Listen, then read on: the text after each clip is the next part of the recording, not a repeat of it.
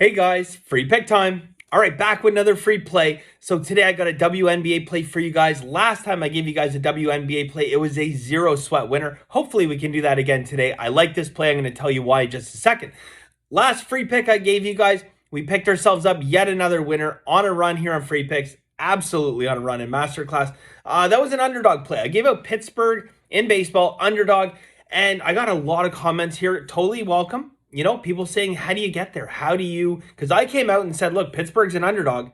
They should be a favorite. How do you get there? All right. Again, I talk about this in sports betting that if you are not betting ugly, you're probably not doing it right, especially in NFL, but that goes for baseball as well. There's a lot of scenarios that the public just can't wrap their minds around, and it creates value for people like me.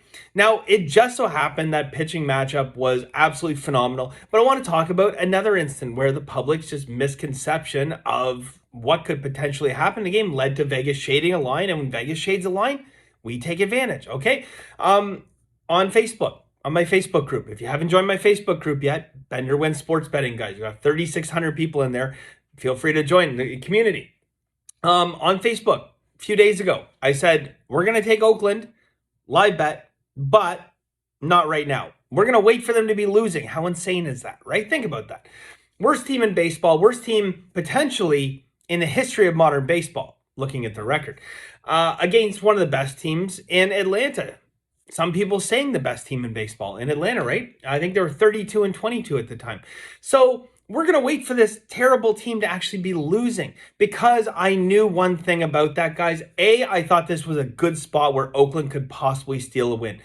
But more importantly, the reason I wanted to lose is I wanted that public overreaction, okay? I knew public probably going to start slamming, live parlays and stuff, and they were going to hook Atlanta up to absolutely everything. And I was absolutely right. When that line came out, it was completely and totally out of whack and shaded. So we took advantage. Did I expect Oakland was going to come back and win? No. But do we get good long-term value? Yes. That is the key, guys. That is the key. When we're out there getting plus 360, plus 400, stuff like that, do I expect that, we're going to win those bets all the time? Absolutely not. But we just have to win them enough to have them be profitable. And the one thing that I knew is that if we saw that situation where this terrible Oakland team went down in that game, we were going to get presented with some great value. And it was even better than I hoped for. So there you go. We cashed that one. They did end up winning that game. But it's just a strong example of how often you have to bet ugly, right? You have to be willing to take things that other people aren't willing to take, okay? That means sometimes large dogs. That also sometimes can mean fairly significant favorites. People are like, oh, God, that's too much juice. I won't pay that, right? The people that have the, the hard and fast rules where they'll say, I'll never bet this or I'll never bet that. I mean, by saying something like that, you're limiting your opportunity for success. You should be open to betting everything. And the first step to doing that means practicing bankroll management, because once you start practicing bankroll management, you can bet anything you want to bet. Doesn't matter. All right. Really, really quickly before we jump in, guys, our record right now in Masterclass is climbing by the day. We had another awesome day yesterday. I know some of you guys watched the video. We finished 9-2 in our props yesterday. Our player props, like phenomenal, just absolutely wild. I did a whole video about we're a year and a half since like the player prop numbers just went crazy. It's almost like coincided with like legalization of sports betting. And I keep saying, look, I can't keep putting up these numbers. It's impossible. But now we're like a year and a half in. So maybe I can. I don't know. We got a lot of props today. Okay. We had a lot yesterday, but today we got even more. Why? Because there's good value out there. I got 16 different prop bets today. Okay. 13 of them being player props. Our current run that we're on right now, 87 and 34, good for 72%. That's a 24% ROI. Now, you guys know if you've watched my videos, what do professionals try to hit? Okay, 4 or 5%. If you, as an amateur sports bettor, are finding yourself with a 1% ROI, you're doing good. Okay, keep doing what you're doing. If you're hitting 2-3%, phenomenal. Okay, you're doing better than 95% of the public. And if you're hitting a 5% ROI, that's godlike numbers. Okay, you and we're talking long term here, okay? So if you're hitting 5%, that's elite level professional. During this run, we're hitting 24%. Like, this is what I said when I come out and told you guys, like, we can't miss right now, literally. But I want to share this with you guys, okay? Right up here. I'm just going to throw that up there for a second. And the reason I share it, there's no numbers on it, but you can see this is our actual plays. These are our plays and our record and stuff.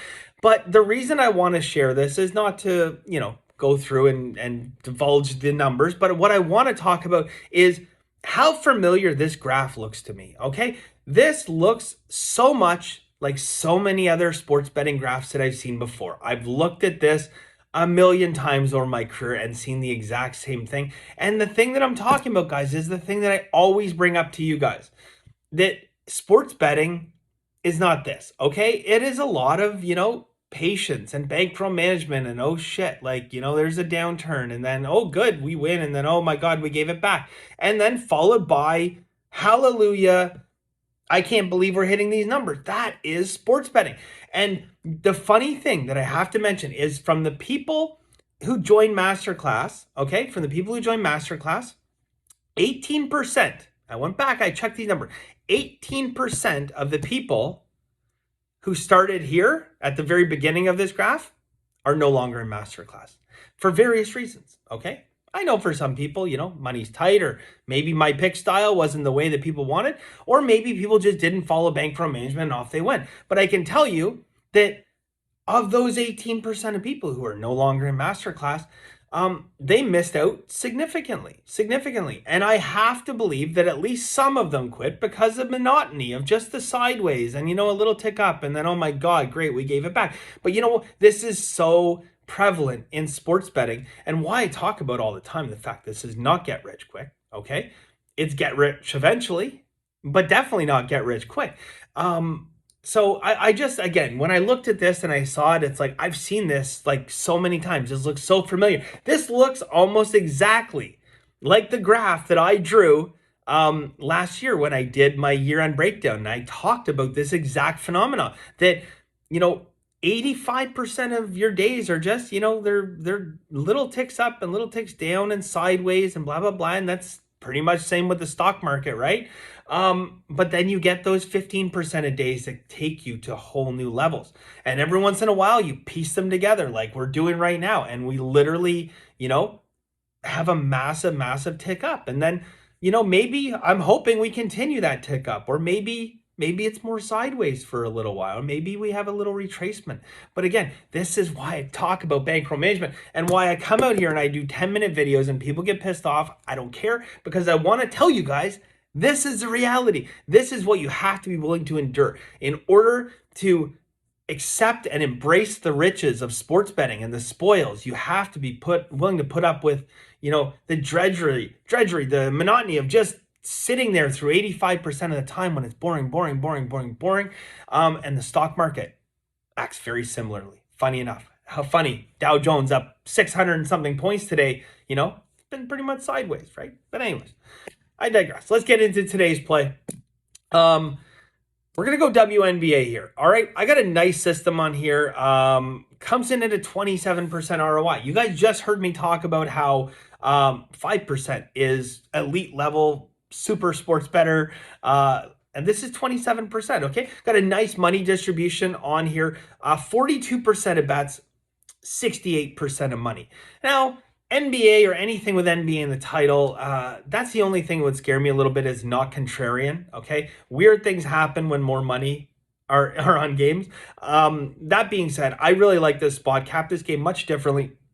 Gonna go with Atlanta plus 12. Okay, Atlanta plus 12. We got this in Masterclass earlier today. We got Atlanta plus 12.5. I still like them at 12. Again, a lot of things that I like. And, I go back always to, capping first. Before systems, before, other steam, before money. How you cap the games is the be-all, end-all, and what you should really, really fall back on. We got a busy day today, as I mentioned, guys. BenderWins.com. $99 a month gets you my full card every single day for $3 a day. You're not going to find a better value out there. Stick to bankroll management, guys. Think long term. The money's going to come. Best of luck, and we'll see you soon.